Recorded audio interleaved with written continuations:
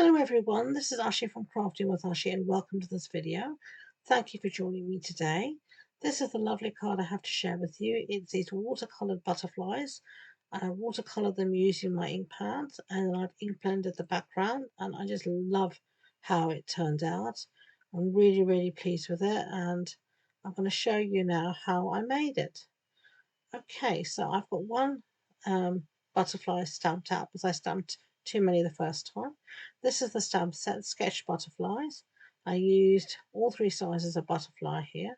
So now I'm actually going to stamp and then heat emboss my butterflies.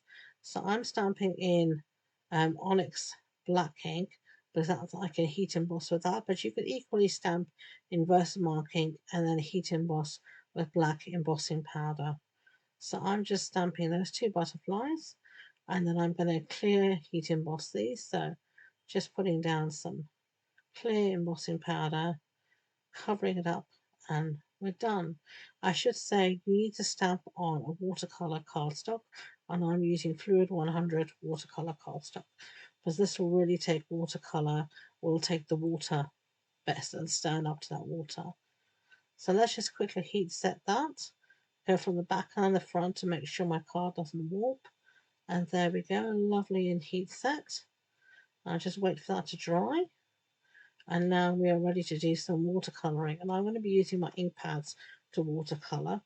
So I'm just going to take the ink pads and I'm just going to smush a little bit of ink, as you can see, into the lid. And I'm going to use my water painter just to pick up.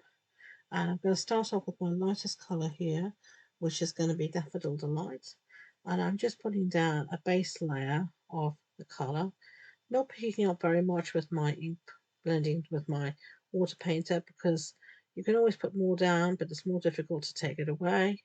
The watercolouring is very forgiving. I have actually squeezed out some water onto my craft sheet, which I'm also using to help my ink move about. And you can see here, if I feel I need to darken something, I can just go back in. And I'm doing the same here now with my major butterfly.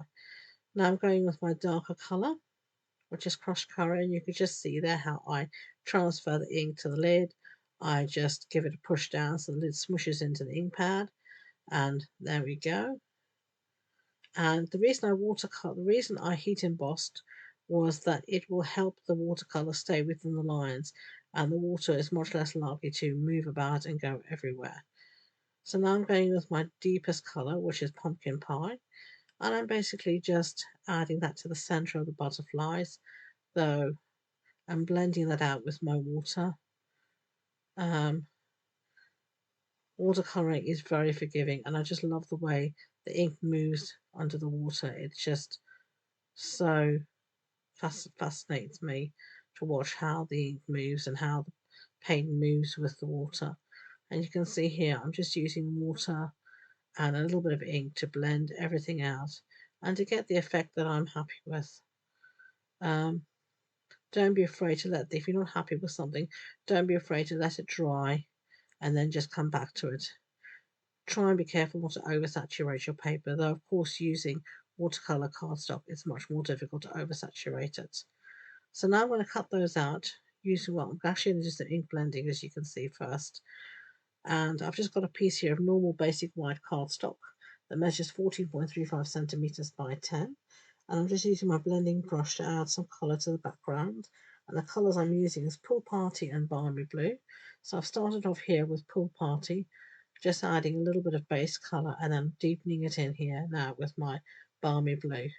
And I know on camera it looks awfully blotchy, but it does smooth out, and in real life it doesn't look blotchy at all, but it doesn't always look like that on camera. So do check out the still shots on my blog post.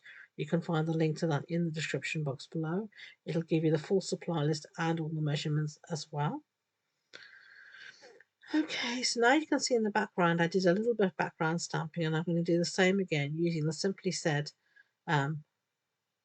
stamp set. And I'm just stamping here in the background some happy birthday, just something in the background. You can't really read it, but you can just see there's something. And I'm going to do the same here with these butterflies from Sketch Butterflies. Sometimes I'm just stamping off, And it's just to give a little bit of background stamping so there's interest where there's no other element present. Okay, so now we're going to cut out using the matching dies, and by the magic of video editing it is all cut out, and you can see here I'm just using my fingers to smush up the wings so that they stand up, the very technical term smoosh. And we're just going to put our background base down. Our card base is thick basic white. It's a standard A6 card base. That's an A4 sheet cut in half and then folded in half. And I've also stamped off camera my sentiment, and this one says thinking of you. And this is also from the Simply Said stamp set. And I'm just cutting it out using my trimmer. Really, really easy, simple cutting. That will do me. And let's start to assemble everything. So here are our 3 butterflies, and you can see here I've just put dimensionals on the wings so that they will then prop themselves up and the center will look compressed into the center of the page, and that makes it look as if they're just flying away, which I think is just so cute. And I do love butterflies. I was out in the garden the other day. I was trying to cut down our weeping willow, which has got way out of control. And so I was pulling branches down using a grabber and using the loppers to try and cut it down. And I could see butterflies flitting about in the garden. It's just, I love it. It's just lovely to see nature doing what nature does.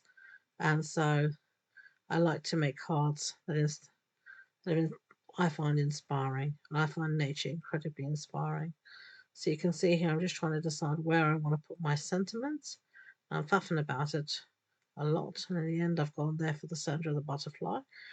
I'm just going to stick it down with a bit of fast fuse. There we go. Lovely jubbly. Now I'm just going to use some of my blooming pearls. I do love that name, blooming pearls, and I think if you're British you'll understand why. Blooming can have 2 different words. And I've just added a few pearls, and there is our card all done and dusted. So I really hope you enjoyed the video. If you did, give it a thumbs up and don't forget to subscribe to future videos. Thank you again, and until next time, enjoy being creative. Bye.